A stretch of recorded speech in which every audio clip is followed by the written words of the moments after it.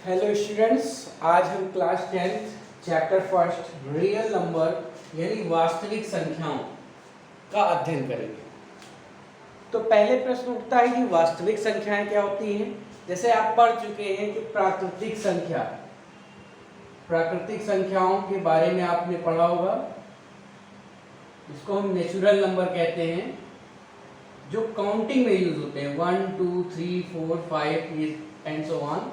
ये क्या कहलाती हैं? प्राकृतिक संख्याएं।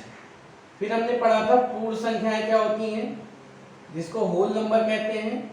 तो ये 0 से स्टार्ट होती है, 0 1 2 3 4 एंड सो ऑन। फिर हमने पूर्णांक पढ़ा था। पूर्णांक क्या होते थे? इंटीजर जिसको कहते थे, आई से भी लिखते हैं, जेड से भी लिखते हैं। तो 0 1 2 3 4 इस टाइप के नंबर्स होते ही थे, साथ में -1 -2 -3 इस टाइप के भी नंबर रहते थे। ठीक है। और फिर आती थी परिमेय संख्याएं, जिसको रैशनल नंबर कहते थे। परिमेय संख्याएं जो होती थी वो p/q के फॉर्म में होती थी, जहां p और q क्या होता था? पूर्णांक होता था, और q ≠ 0 होता था। ठीक है। तो इस p/q को ही हम क्या कहते थे? परिमेय संख्या कहते थे। अपरिमेय संख्याएं जो परिमेय नहीं होती थी या रूट में जो होती थी, जैसे रूट जिसका परफेक्ट स्क्वायर न निकाला जा सके, वह संख्याएं क्या कहलाती थी? अपरिमेय संख्याएं कहलाती थी। तो इन सब संख्याओं के बारे में हम पहले पढ़ चुके हैं। ये सारी संख्याएं जो हैं वो वास्तविक संख्याएं कहलाती हैं या रियल नंबर कहलाती हैं। ठीक है। जितनी भी संख्याएं अभी तक हमने अध्ययन कर चुके हैं, जिसके बारे में इन्हीं संख्याओं के बारे में पढ़े हैं, तो ये सारी संख्याएं क्या होती हैं? वास्तविक संख्या। वास्तविक संख्या की बात कर रहा है तो वो पूर्णांक भी हो सकता है, परिमेय भी हो सकता है, अपरिमेय भी हो सकता है, कोई भी सारी संख्या है, ये इसी से निकले हुए हैं। ठीक है। जैसे हम विद्यार्थी हैं, तो आप 7th के हैं कि 6th के हैं कि 9th के हैं कि 10th के हैं, ये हैं तो सब विद्यार्थी। ठीक है। इसी तरह ये सारी वास्तविक संख्याएं ही हैं। अब 9th में पढ़ने वाला भी विद्यार्थी है, 10th में पढ़ने वाला भी विद्यार्थी है, 11th में पढ़ने वाला भी विद्यार्थी। ठीक है। तो ये सारी क्या है? वास्तविक संख्याएं। यानी पॉइंट में मिले तो, फ्रैक्शन में मिले तो, निगेटिव मिले तो, पॉजिटिव मिले तो, जीरो मिले तो, सारी या रूट में मिले तो सब वास्तविक संख्याएं ही होती हैं। जैसा कि चैप्टर का नाम ही है वास्तविक संख्या। ठीक है। तो वास्तविक संख्या क्लियर हो गई क्या होती है। अब हमारे में पहला जो टॉपिक है वो है Euclid division lemma. Euclid division lemma क्या होता है? ये भी हम छोटी क्लासेस में पढ़ चुके हैं कि यूक्लिड डिवीजन लेमा क्या होता है। जैसे कि मान लीजिए लिखा है 17, एक नंबर है 17। ठीक है। और एक नंबर है 3। तो 17 क्या है? बड़ा, और 3 क्या है? छोटा। अगर दो नंबर हैं तो अगर हम डिवाइड करें इसको, तो 3 5 15, रिमाइंडर कितना आ जाएगा? 2। ये क्या है? रिमाइंडर या शेषफल, जिसको हम शेषफल भी कहते हैं। ये क्वोटिएंट या भागफल, ये भाजक, और ये भाज्य। ठीक है। तो हमने ये पढ़ा था छोटी क्लास में कि भाज्य इज इक्वल टू जो होता है वो क्या होता है? भाजक। या हम ये कह सकते हैं कि 17 को हम लिख सकते हैं 3 × 5 + 2। ठीक। 17 को क्या लिख सकते हैं? 3 × 5 + 2। या ये हमने पढ़ा था कि भाज्य बराबर क्या होता है? भाजक गुणे भागफल प्लस शेषफल। तो यहाँ पे यही चीज है, यही है डिवीजन लेमा। ठीक। यूक्लिड डिवीजन लेमा यही है। अगर दो नंबर हैं, दो रियल नंबर हैं a और b, दो रियल नंबर हैं a और b, जिसमें a b से क्या है? बड़ा है। a b से क्या है? बड़ा है। तो हम इसको लिख सकते हैं a = bq + r।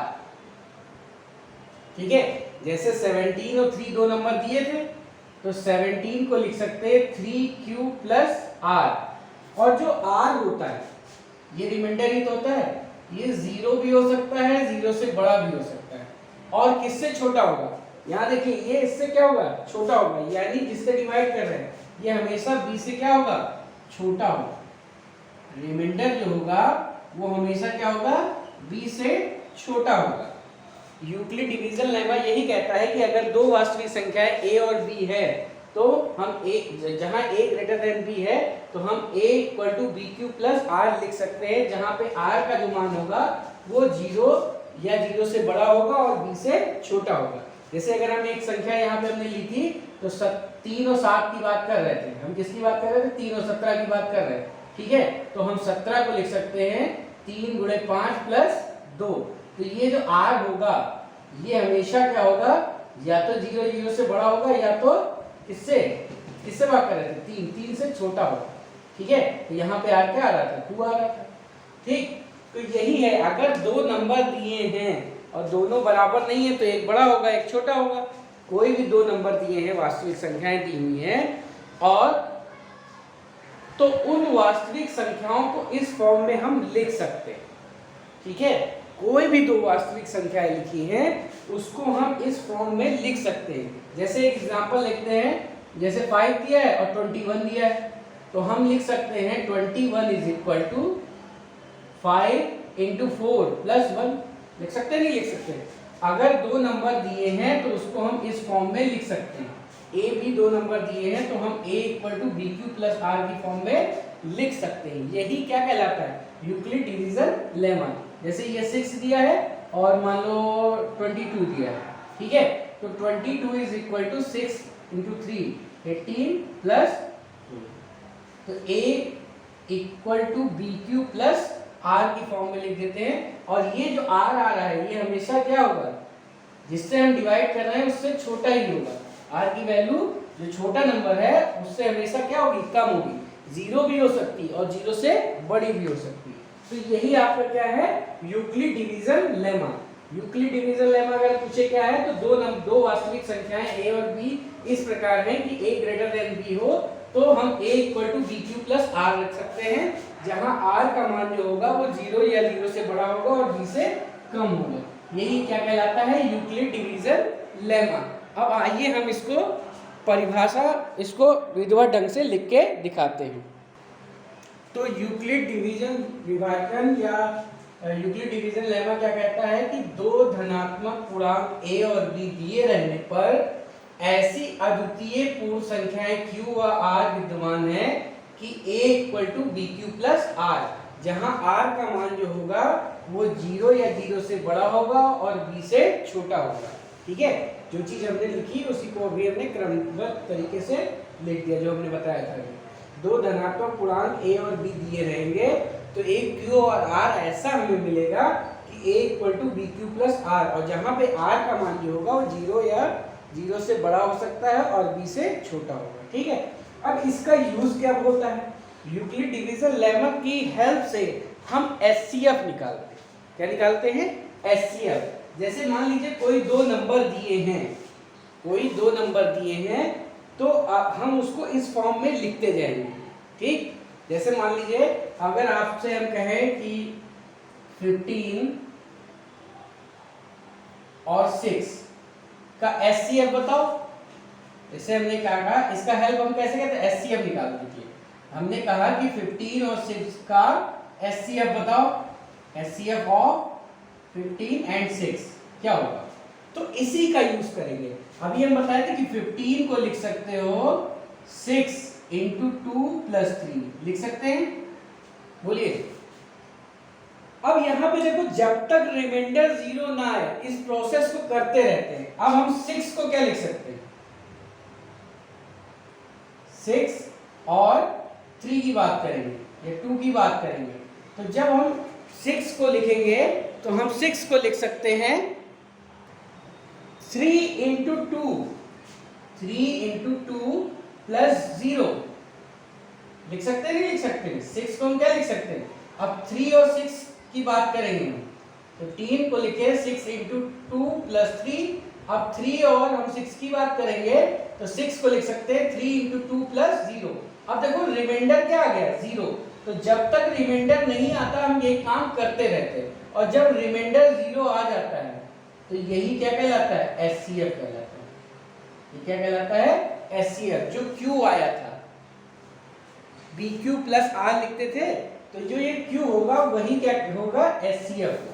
जैसे हमने पढ़ा भी है पिछली कक्षाओं में कि ऐसे हम पढ़ते थे, 15 था, वही चीज है ये, लेकिन थोड़ा तरीका लिखने का अलग है। क्या करते थे, 6 दूनी 12, नहीं 6 था, बड़े नंबर को छोटे नंबर से डिवाइड करते थे, ये करते थे। तो 6 दूनी 12 आया, रिमाइंडर 3। अब 3 से किसको भाग करते थे, 6, तो 3 दूनी 6। अब यहाँ पे जहां पे रिमाइंडर 0 आता था वही क्या हो जाता था, एचसीएफ हो जाता था। ठीक है, तो यही काम हमें, यही है यूक्लिड डिवीजन लेवल, यही एचसीएफ निकालने का तरीका है। यहाँ हमने 15 को क्या लिखा, 6 × 2 + 3, 6 × 2 + 3। ठीक है, अब क्या करेंगे, 6 को क्या लिखेंगे, 3 × 2 + 0, 3 × 2 + 0 ये लिखेंगे। तो यही जो लास्ट में जिससे डिवाइड किया है वही क्या हो जाता है, एचसीएफ हो जाता है। तो यूक्लिड डिवीजन लेमा की हेल्प से हमें क्या निकालना होगा, एचसीएफ निकालना होगा। ठीक है, तो आइए हम कुछ क्वेश्चनों को देखते हैं जिसमें हम इसकी यूक्लिड विभाजन लेमा की हेल्प से क्या निकालते हैं, एचसीएफ निकालते हैं। ठीक है, तो क्वेश्चन है, यूक्लिड विभाजन प्रमेय की सहायता से एचसीएफ ज्ञात करना। ठीक है, ये है क्वेश्चन। यूक्लिड डिवीजन लेमा की हेल्प से हमें क्या निकालना है, एचसीएफ निकालना है। तो पहला पार्ट है इसका, पहले पार्ट में कह रहा है 2 नंबर दिए हुए, एक 135 और 225, ये 2 नंबर दिए, इसका हमें एचसीएफ निकालना है with the help of Euclid division lemma. ठीक, तो सबसे पहले हम क्या करते हैं, देखो 2 नंबर अगर दिए हैं तो बड़े नंबर को, जैसे अगर 2 नंबर दिए हैं तो बड़े नंबर को तुम क्या लिख सकते हो, a bq + r। ठीक है, जहां तो इसको हम क्या करेंगे, देखो बड़े नंबर को 225 को हम लिख सकते हैं 135 × 1 + 90 लिख सकते हैं। ए बी नंबर दिया है तो a = bq + r की फॉर्म में लिख सकते हैं, r का मान हमेशा इससे कम होगा। अब हम 135 को लिख सकते हैं 90 × 1 + 45 लिख सकते हैं, नहीं लिख सकते, बिल्कुल लिख सकते हैं। ठीक है, a = bq + r की फॉर्म में लिख दिया। अब देखो 90 को हम क्या लिख सकते हैं, 45 × 2 + 0। देखो अब रिमाइंडर क्या आ गया, 0 आ गया। तो रिमाइंडर जहां 0 आया तो उस समय जिससे हम जो b की वैल्यू थी वही क्या होगी, एचसीएफ हो जाएगा। एचसीएफ क्या आ जाएगा, 45। देखो ये चीज हम जो लिख रहे हैं ये कोई बहुत ऐसी चीज नहीं है कि जो आप नहीं लिख सकते। जैसे ये है, हमने ये किया है, 225 बड़ा नंबर था, 135 छोटा नंबर था, कितनी बार जाएगा, एक बार जाएगा। 135 क्या बचेगा, 90 बचेगा। अब देखो हमने क्या लिख दिया है, हमने लिखा है 225 को 135 × 1 + 90, ये तो लिखा है। अब हम क्या करेंगे, 90 से 135 को भाग करेंगे तो 90 × 90 और बचेगा 45। तो यहाँ क्या लिख सकते हैं, 135 को लिख सकते हैं 90 × 1 + 45। तो 135 को हमने 90 × 1 + 45 लिख दिया। अब 45 से 90 को भाग करते थे तो 45 दूना 90, पूरा पूरा कट जाता था। तो 45 × 2 + 0 हमने लिख दिया है। 90 को क्या लिखा, 45 × 2 + 0। अब हम डिवाइड करना नहीं, आगे काम बंद, जब रिमाइंडर 0 पर काम बंद, वहीं पे ये जो होगा वो क्या हो जाएगा, एचसीएफ। वही हमने किया है, कुछ नया नहीं किया है। ठीक है, वही चीज चाहे इस ढंग से लिख लीजिए चाहे इस ढंग से लिख लीजिए। ठीक है, जो एल्गोरिथम कहती है कि 2 नंबर हैं तो उसको हम इस तरह लिख सकते हैं। ठीक है, वही हम काम करते चले गए। जैसे दूसरा पार्ट में, दूसरे पार्ट में है 196 है और दूसरा नंबर है 38220, ये नंबर दिया है। तो हम क्या करेंगे, बड़े वाली नंबर को डिवाइड करेंगे, ऐसे लिख सकते हैं। इस नंबर को लिख सकते हैं 220 को 196 × 195, इसको इससे मल्टीप्लाई करेंगे और रिमाइंडर 0 ही आएगा। हमने क्या किया है, बड़े नंबर को डिवाइड किया है 196 से, छोटे से, तो 195 बाई जाएगा ये, तो पूरा पूरा कट जाएगा, ठीक है। रिमाइंडर 0 आ गया, अब आगे कुछ करना ही नहीं है, तो यही 195 जो होगा वो क्या हो जाएगा आपका, या ऐसे भी लिख सकते हैं 195 into 196। तो ये जो 195 है वो क्या हो जाएगा आपका रिमाइंडर, ठीक, क्या हो जाएगा वो SCF 196 ही होगा। दोनों एक ही चीज लिखी है, ये क्या है SCF, यही क्या हो जाएगा SCF, क्योंकि रिमाइंडर क्या आ गया 0, तो यही क्या हो जाएगा SCF।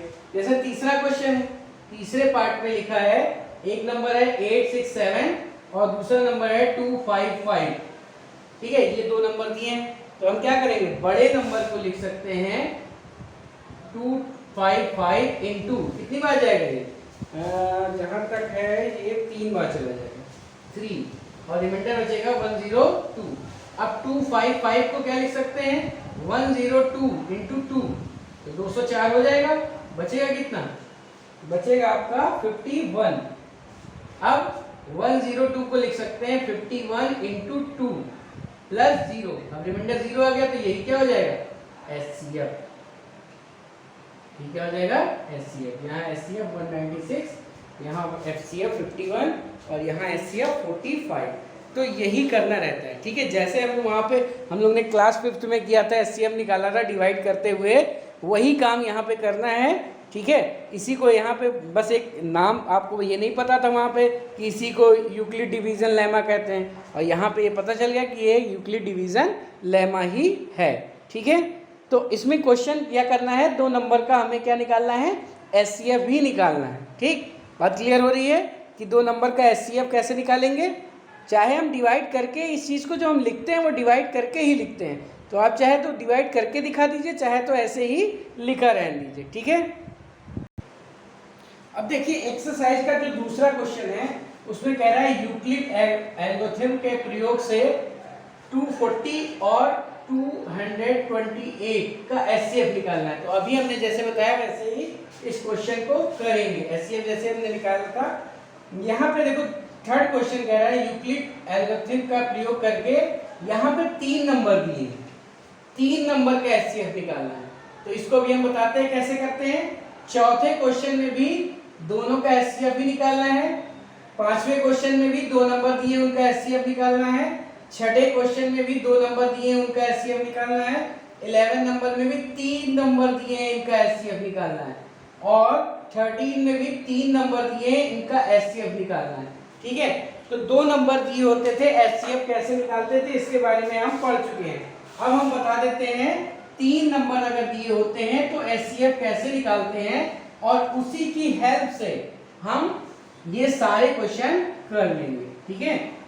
यानी जितने भी हमने क्वेश्चन है इस एक्सरसाइज में, ज्यादातर उसमें क्या है SCF ही निकालना है। 2 नंबर हो सकते हैं या 3 नंबर हो सकते हैं, तो 2 नंबर का SCF अभी निकालना हमने बताया, 3 नंबर होंगे। तो देखिए जैसे क्वेश्चन नंबर 13 है आपका, इसमें 3 नंबर दिए हैं, एक ये और एक 420 है, ठीक है। ये 3 नंबर दिए हैं, इनका SCF निकालते हैं। तो पहले हम किन्हीं 2 नंबर का SCF निकाल लेते हैं, किन्हीं 2 का, चाहे जो 2 नंबर ले लो, ठीक है। हम पहले क्या करेंगे, कोई 2 नंबर का SCF निकालेंगे। अब वो 2 पहले दूसरे भी हो सकते हैं, दूसरे तीसरे भी हो सकते हैं, और पहले तीसरे भी हो सकते हैं। तो हम इन दोनों का SCF निकालते हैं, ठीक है। सर्वप्रथम हम किन्हीं दो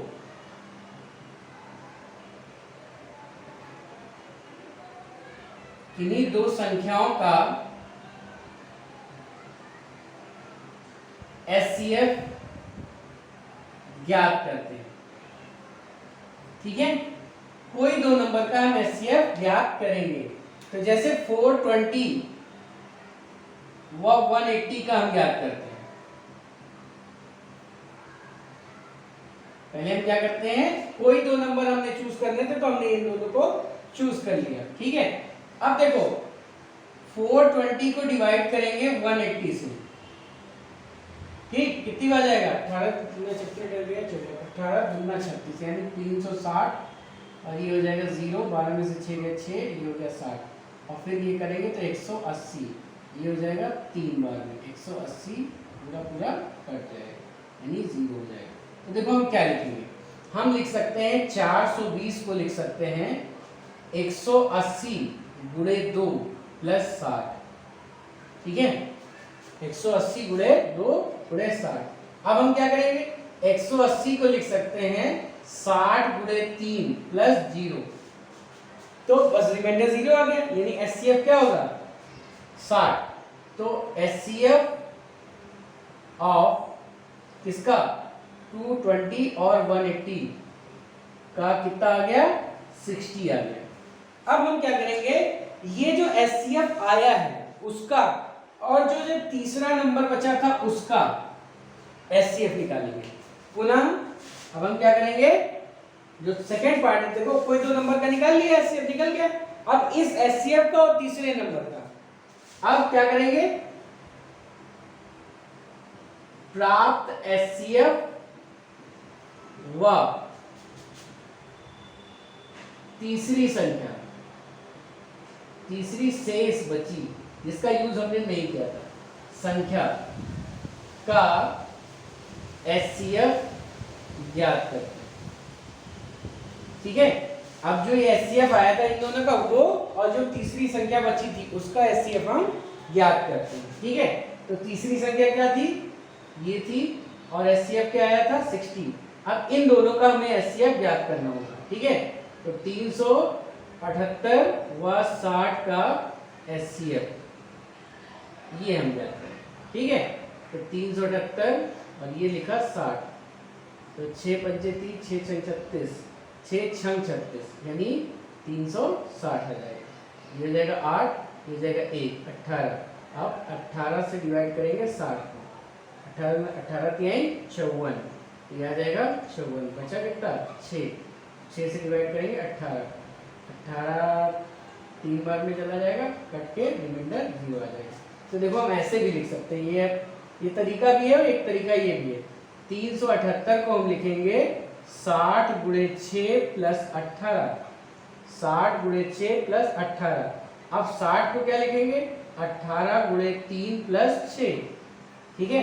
अब 18 को क्या लिखेंगे 6 गुणे 3 प्लस 0, तो यहाँ एचसीएफ क्या आ जाएगा 6 आएगा, एचसीएफ क्या आ जाएगा 6। तो ये जो एचसीएफ आया है इन दोनों का एचसीएफ और तीसरी संख्या का जो एचसीएफ आया 6, यही तीनों का एचसीएफ कहलाएगा, ठीक है। ये जो एचसीएफ 6 आया है यही इन तीनों संख्याओं का क्या कहलाएगा एचसीएफ कहलाएगा। तो 378 व 180 और 420 का एचसीएफ क्या हो जाएगा 6, इन तीनों नंबर का एचसीएफ क्या आ जाएगा 6। तो अगर हमें 3 नंबर का एचसीएफ निकालना है तो किन्हीं 2 नंबर का एचसीएफ निकाल लेंगे, ठीक है। और जो एचसीएफ आएगा और तीसरे नंबर का एचसीएफ निकाल लेंगे, तो जो एचसीएफ होगा वो तीनों का एचसीएफ कह जाएगा, ठीक है। तो इस तरह हमें यूक्लिड विभाजन एल्गोरिथम की हेल्प से 2 नंबर या 3 नंबर का एचसीएफ कैसे निकालते हैं इसके बारे में बताया गया। तो जो आपकी पहली एक्सरसाइज है उसमें मैक्सिमम क्वेश्चन यही किए गए हैं, ठीक है। मैक्सिमम क्वेश्चन में हमें क्या किया गया है, इसी तरह के क्वेश्चन दिए हुए हैं। 1-2 टाइप के क्वेश्चन और हैं जिसको हम नेक्स्ट लेक्चर में बताएंगे, ठीक है। नेक्स्ट लेक्चर में कि किससे भाग करें कि शेषफल ये बच जाए, या जो इस टाइप के क्वेश्चन है दर्शाइए कि कोई धनात्मक विषम संख्या है, इन सब चीज़ों को जो बचे क्वेश्चन है उसको हम नेक्स्ट लेक्चर में बताएंगे। आज आप यही एल्गोरिथम के की हेल्प से एचसीएफ कैसे निकाला जाता है इसी के क्वेश्चनों को सॉल्व करेंगे, ठीक है। तो आज के लिए इतना ही, धन्यवाद।